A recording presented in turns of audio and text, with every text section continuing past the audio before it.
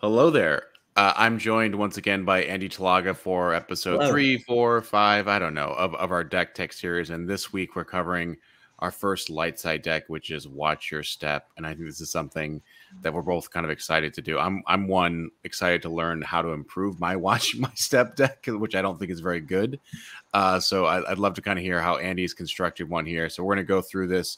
So Andy, you want to take us through the starting package? Sure. So this isn't actually my personal Watch Your Step deck. This is the Bastion Winklehouse's Watch Your Step deck, which was like the prototype of like all other Watch Your Step decks that came after this. This is like your most generic version of this deck. So if you're thinking about a Watch Your Step deck, start with this and learn this one. And then you can tweak from here because there's a lot of different ways you can build Watch Your Step, and they're all pretty good. And then just by nature of the objective, there's a lot of different cards that you can include into it and really change up the dynamic of how the deck plays. So I would start with this. This is actually one of the sample decks in GEMP. In GEMP, so which you can get through the little shopping cart icon up at the top. And then just scroll down to Premiere through Reflections to Watch Your Step, Bastion Winklehouse.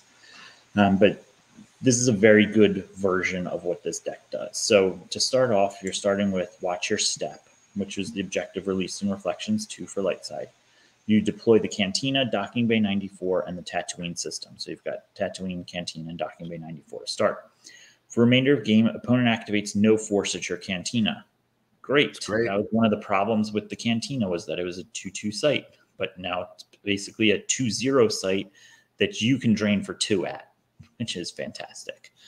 Your cards with ability are deployed +6, except for Luke, smugglers, freighters, and independent starships. So there's a very select group of characters that you can play.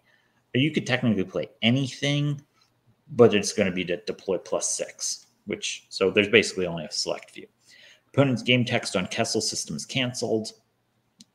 That's because the idea of this objective really is to do Kessel Run from Premiere.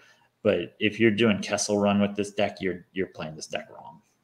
Just say it straight up. While this side up, once during each of your deploy phases, you can take Corellia or Kessel into hand from reserve deck. Flip this card if you occupy 2 battlegrounds with smugglers or have completed 2 Kessel runs. So I'm just gonna say I love this front side because it does a bit of everything, right? It has like the tutor function. It has like a little bit of like opponent hate stuff, canceling. It does like a bit of everything.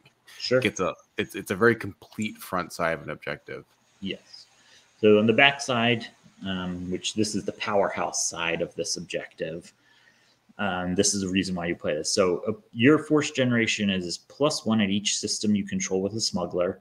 Opponent's force generation at non-battleground sites is limited to 1, which is huge because it gets around mobilization points.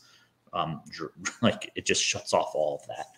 Yep. And while you have 2 or more smugglers in a battle, add 1 battle destiny. Each of your smugglers is forfeit +2. And once during each of your turns, you may play 1 interrupt from lost pile as if from hand, and then place that card out of play. Sense, alter, and keep your eyes open may not be played. Flip this card if you do not occupy 2 battlegrounds, unless you've completed 2 Kessel runs. Again, you're not going to be doing Kessel Run. It's just not a thing. To get it out of your mind, okay? Then you're going to start with heading for the medical frigate to deploy 3 effects. The effects that you're going to play with this specific deck are going to be Insurrection, which is unique rebels of ability less than 3 are forfeit +2. Never leads an Alice Hellrod are limited to opponent's move phase and exterior sites. And once during each of your deploy phases, you may deploy 1 docking bay from reserve deck. You're going to start Squadron Assignments. So during your deploy phase, you can reveal an unpiloted starfighter from hand to take its matching pilot into from reserve deck, or vice versa, and you deploy them both together. You have a third effect that you can start. A lot of times you'll start Battle Plan, which you can initiate battles for free, and then for either player to initiate a force drain, they have to use 3 force.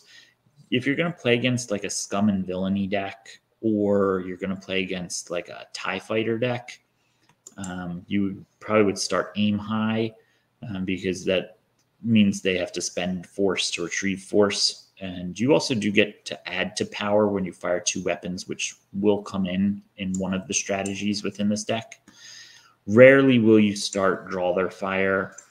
I guess if you're playing against like Ralltiir operations, you could start Ounee Ta, but yeah, basically you want to start Insurrection, Squadron Assignments, and one of those other ones, most likely Battle Plan. From here, on your first turn, you want to pull out Kessel. You almost never play Kessel. It's not a good idea. It gives them a lot of force. It's hard to now defend 2 systems because you don't really have a lot of ships. Kessel is used as a trick with Mirax mostly, so you're going to probably keep Kessel until you're about to flip. And then on your turn, you're going to pull out Home 1 Docking Bay with Insurrection. Now, you can play probably a Ralltiir freighter cap. Well, you don't play staging areas in this deck, so you're probably just going to like draw cards at this point.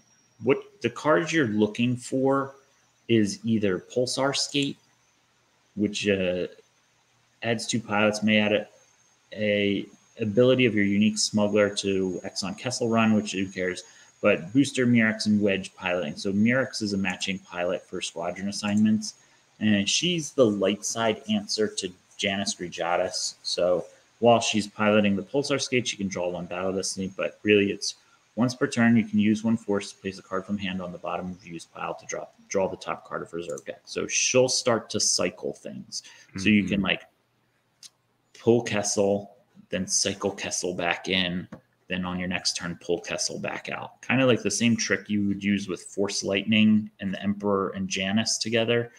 She can loop Kessel as long as you're on the 0 side of Watch Your Step.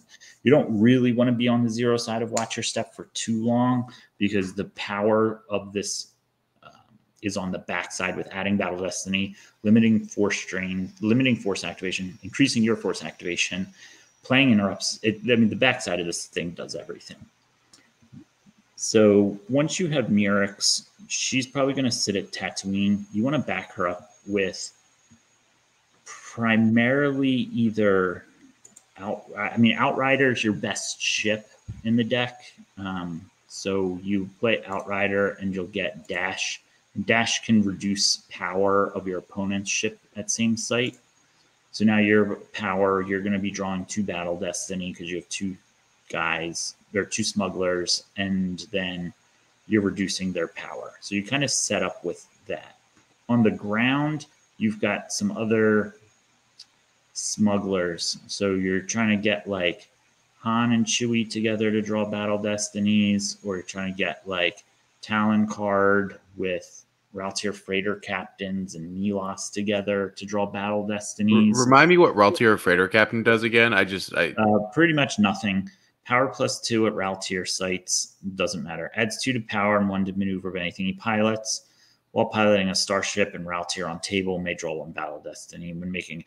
He's a smuggler that is deploy 2, and he adds 2 to power of something he pilots, and he'll be forfeit 5. Got it. Okay. So just cheap. The problem is because everything deploys for +6 except for Luke, and smugglers, you're very limited on what characters you actually have. You're basically smugglers, and that's it. Right? Because like if you wanted to play Obi-Wan Kenobi, he would cost 11 force to put down. Right, because he's not a smuggler. Okay. That's not going to happen. So you kind of fill in some of your characters with some of these like, Ralltiir freighter captains. So some lines of play that you want to do is, were you looking for me? Take 1 or 2 communications or protocol droids into hand. The droid that you're getting is Artoo and Threepio. They can pilot the Falcon. It doesn't really matter. All droids can be battled. So this is a way for you to kill IG-88 with Riot Gun, because this was before the presence icon came out in, I think, Theed Palace, or whenever battle droids, I guess, came out, Coruscant or something like that. Any player that has no ability in battles takes no battle damage. And once per turn, you may take one card with Bad Feeling into hand. Bad Feeling have I is suspended. So what you do is you go, were you looking for me to go get Artoo and Threepio? Artoo and Threepio, there's 2 cards with Bad Feeling in your deck. One is Artoo, I have a bad feeling about this. And you're only using it for this last line, which is if R2-D2 and C-3PO are in a battle together, opponent draws no battle destiny. So they're all on one card, R2 and 3PO. So as long as they're together, you can make them not draw battle destiny. The other one, and this is a lot of times how you actually close a game out very early, is bad. I've got a bad feeling about this. If you just initiated a battle at a location where you have less power than opponent, double opponent's battle damage if you win the battle. If Han present, then battle location, triple opponent's battle damage. So this deck has the ability to just end the game very quickly. What you would do with this, I've got a bad feeling about this. Now you can use this strategy in like most light side decks. It's just the most effective in Watch Your Step. Is you put Han at like the cantina. You initiate a battle where if they have 5 power, you initiate a battle. You have Luke with lightsaber at the docking bay. As a just action, you triple the battle damage. So they're currently winning the battle. You then play Run Luke Run. At any time, move Luke as a regular move using land speed for free, so he moves for free, to a battle just initiated in an adjacent site. Luke is power +2 during that battle. Okay, so Luke then becomes power 7. So now you're going to be power 11 and draw 2 battle destiny. You then use something like Clash of Sabers. You clash one of your opponent's characters out of the battle. That removes them. You then target all their characters with your weapons. If you need to, you can use Sorry About the Mess and Blaster proficiency on the loss function, or lose 1 force to place opponent's just hit character in loss pile. So like if they have like 3 characters, you can like clash one out, kill one, kill it with, or shoot one, kill it with blaster proficiency. Then you're going to draw 2 battle destiny, or maybe you had like Han and a Ralltiir freighter captain, and then you move Luke in. Now you're going to draw 3 battle destiny. You can also play Don't Get Cocky and draw 2 more battle destiny. And suddenly your power went from being like power 5. Now you're going to be like power 30. And you've gotten rid of 2 of their characters. And maybe they don't even get to draw battle destiny anymore. And they're like power 3. Now they have like 25 battle damage, but it's tripled. So they lose 75 cards. And the game ends. So you're getting 2 battle destiny there because Han adds one with Luke, and then you have 2. Let's say you have 2 smugglers. Let's say it's like Han and it's 2 smugglers. I forgot because you have 2 smugglers together. They get smugglers. You get 3 battle destinies. Maybe you get 5. Is Luke a smuggler? I guess I forgot that Luke's not. But on your Watch Your Step, deploy +6 except Luke. Smugglers. Oh, except Luke. Okay, gotcha. So, yeah, basically, and so like for example, in the Premier through Jabba's Palace sealed deck Retro League, I played a Prophet deck and played this package.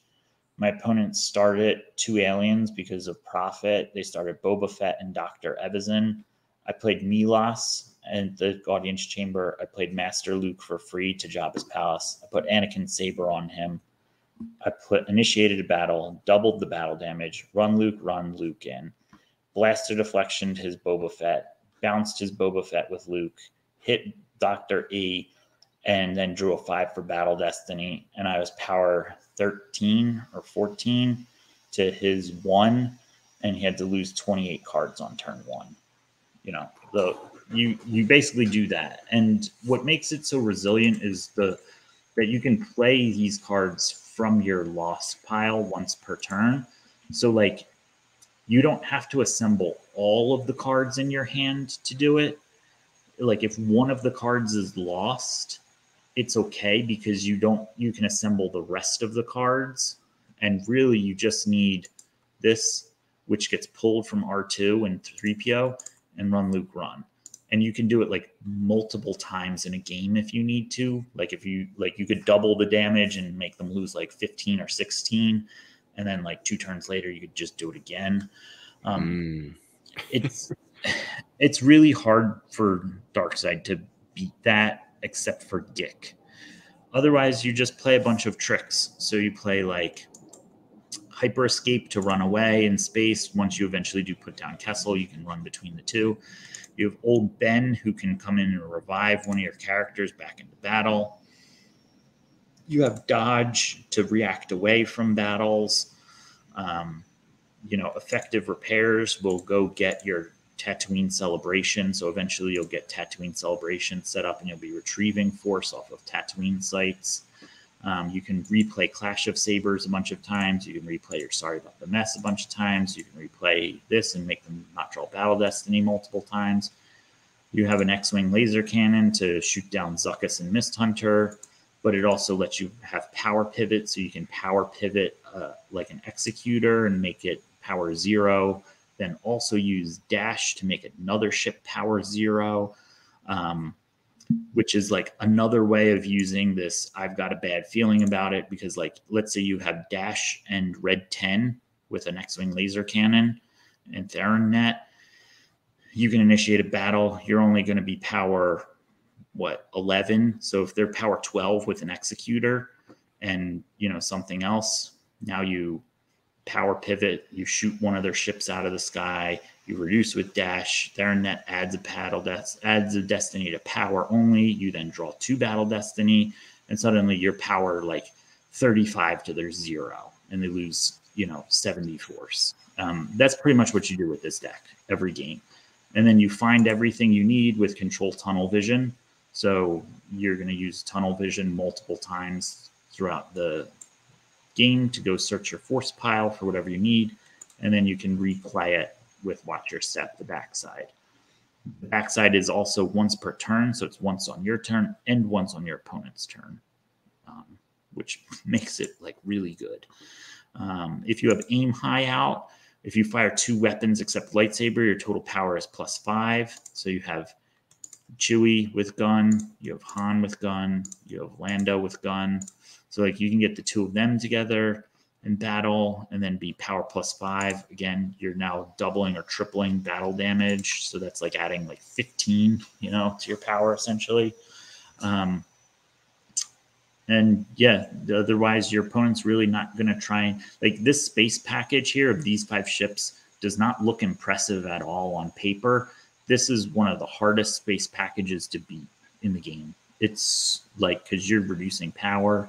All of your stuff is immune to like a ton of attrition. You're shooting ships out of the sky with X-Wing laser cannons or power pivoting. You also have an Admiral's Order in here. So your unique starfighters without permanent pilots are immune to attrition less than 4, or add 2 to immunity if a starfighter already has immunity, which all of your ships do. So now Falcon's immune to less than 7, Outrider's immune to less than 6. Your force drains are +1 at docking bays related to systems you control. So you're going to control Tatooine because you want to control it for Tatooine Celebration. So now the canteen is a drain 2. Your docking bay 94 is a drain 2. This docking bay is now a drain 2 as well. Your ships deploy minus if they're freighters or starfighters here. So you can deploy them for cheaper to the docking bay and then move them up for free. This is just, going through this is incredible, just like how powerful this is. This is a very hard deck to beat. So I have my own version of Watch Your Step, which is very similar. I don't play Kessel just because I don't want to give away the force, and you're already going to do enough force drain damage off of your sights and your Admiral's Order. There's some I put in another docking bay just to help with your force activation, as well as I place staging areas, which is like the light side counterpart to mobilization points. But mostly the core package of the deck is the same. I added another Ralltiir Freighter Captain because I do play staging areas. On turn 1, I want to play a Ralltiir Freighter Captain to home 1 docking bay or Hoth docking bay to get extra force generation. I put in a copy of Beggar So Beggar allows you to use your opponent's force that they have saved, which means that they can't ever save force for Imperial Barrier because you'll just use the force that they saved to play your own cards. And randomly, if they save like 8 force, you can just use all of it. So Beggar is really good. And then Beggar allows you to deplete your opponent's force so that draw their fire means that they can't use the card Gick in a battle because they have to spend a force to use it, which helps you with the I've got a bad feeling about this. Since most of your sites are docking bays, I have Fallen Portal because Fallen Portal is just one of the best light side cards because it allows you to targets are immediately lost if Destiny +2 greater than total defense value. So if you just initiated a battle, you can target up to 2 characters to make them immediately lost. So again, you initiate a bat if they just initiated against you, so it allows you to kind of defend yourself from like getting beat down because a lot of your characters are just not very good. I also play a narrow escape to allow you to run away because you do have some, Luke and Han will let you like run from, beat down squads, and then you can set up your run Luke run into I've got a bad feeling about this. But yeah, otherwise the core of this deck is pretty much the same. You just sit there with like, multiple smugglers drawing 2 and 3 battle destiny, and you have very high destiny in this deck because all your ships and characters are going to be out. So it's all just 5s and 6s in your deck. So you're drawing, a battle destiny of like 10 or 12 every game. This deck's very, very good. Yeah, I mean, the Destiny draws are like pretty good on it as well. Like you have lots like 4, 5, 6s there. I mean, looks like a very complete package. Yeah. There's the other way. There's a couple of other ways that you can build it. Same general premise as this, but you can play the card Nightfall, which is a uncommon from Premier that makes it nighttime conditions. One of the conditions of Nightfall on that card says your spies deploy for free. So free is free. Free gets around this deploy +6. So that deck will play Lando with Vibroaxe, Corn Horn, and some other spies in the deck. It's a way for you to get Boosh in here so you can play with Leia because they'll deploy for free.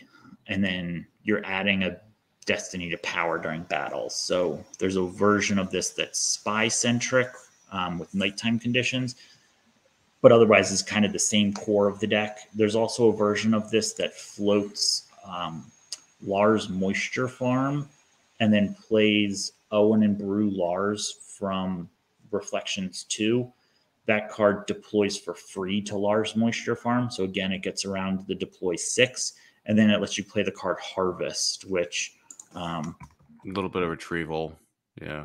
Yeah, Harvest lets you, if Luke is in a battle, okay, but if Owen and Brew are on table, retrieve any one card, 2 of both, 4 if both present at Lars Moisture Farm. So you can use Harvest to retrieve any 4 cards out of your lost pile. Usually you're going to retrieve characters so that you can keep battling because you can play the interrupts out of your lost pile. So you get 2 harvests and you can just loop harvests back and forth between each other because one harvest can retrieve the other harvest.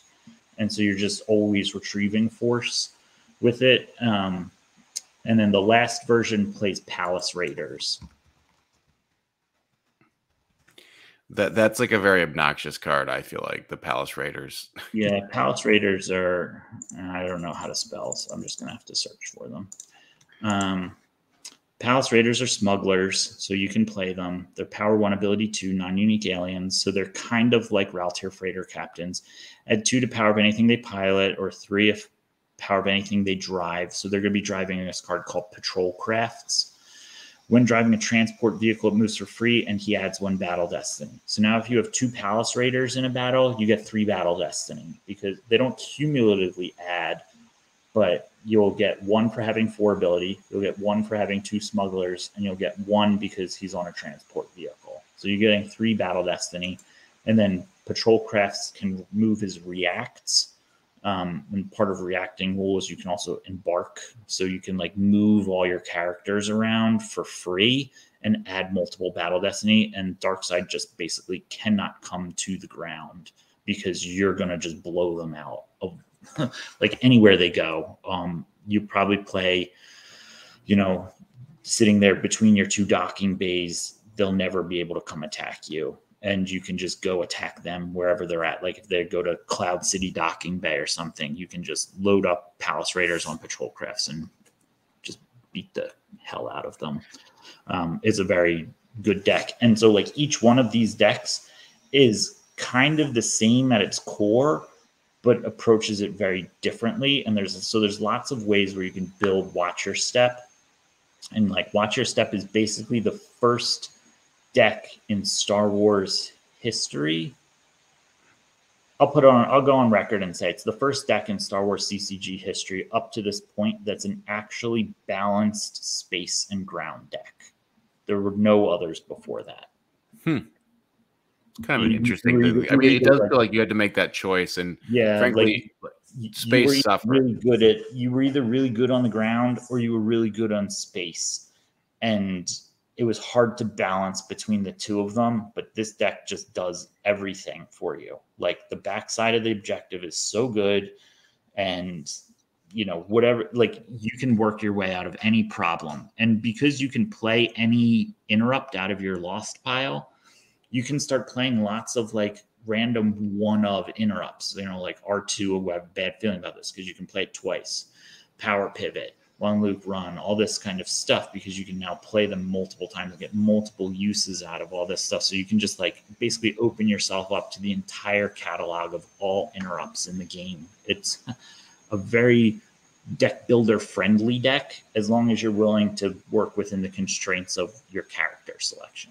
I think it's also kind of like a hard deck to colossally screw up, right? Like it's kind of easy mechanically. Like you put smugglers down, you match them up, you have mains with toys. So I think this is also something you could run as sort of like a beginner. And maybe that's actually a deck that we'll think about, or a video we'll make later, is decks to make for beginners. But that's a conversation for a later day. Andy, thanks so much for sharing this. This is really informative. I think the only downfall of this is your character selection. Like sometimes it just feels underpowered compared to what like Darkside's able to put out with like Vader and the Emperor and all the bounty hunters and stuff. Like you have to really understand that you're going to go attack Vader with 2 Ralltiir freighter captains. You'll probably come out ahead. But if you're not used to playing that style of game, it can be a little bit jarring to look at your hand and be like, none of these characters are good enough, but they are because your objective is good enough. Yeah. That makes a lot of sense. Well, Andy, thank you so much for your time and your wisdom on this. And I hope everyone who's listening, go make some decks, go play some games. GEMP is free, etc. And we'll see everyone next time. All right. Sounds good.